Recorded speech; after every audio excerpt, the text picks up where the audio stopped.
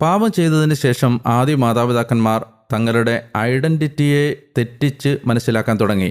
മക്കളായി അറിയപ്പെട്ടവർ അടിമകളായി, ദൈവത്തെ ഭയപ്പെടേണ്ട വ്യക്തികളായി തങ്ങളെ തന്നെ തിരിച്ചറിയുന്നു. ദൈവവുമായിട്ടുള്ള ബന്ധം തകർന്നതുകൊണ്ട് ഭാര്യാഭർത്തൃ ബന്ധവും അതുപോലെ മനുഷ്യനും പ്രകൃതിയും തമ്മിലുള്ള ബന്ധവും തകരുന്നു. മനുഷ്യന് പ്രപഞ്ചത്തിൻ്റെ മേലുണ്ടായിരുന്ന ആധിപത്യവും അധികാരവും നഷ്ടപ്പെടുന്നു. പ്രകൃതി മനുഷ്യൻ്റെ ശത്രുവായി മാറുന്നു. മനുഷ്യൻ്റെ ജീവിതത്തിൽ സംഭവിച്ച മറ്റൊരു പ്രധാനപ്പെട്ട ദുരന്തമാണ് മനുഷ്യൻ്റെ ബുദ്ധിയിൽ അന്ധകാരം ആവരണം ചെയ്തു. ഇച്ഛാശക്തി ബലഹീനമായി മാറി.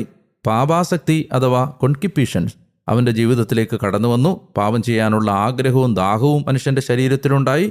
മനുഷ്യൻ്റെ ശരീരം യജമാനനായി മാറി.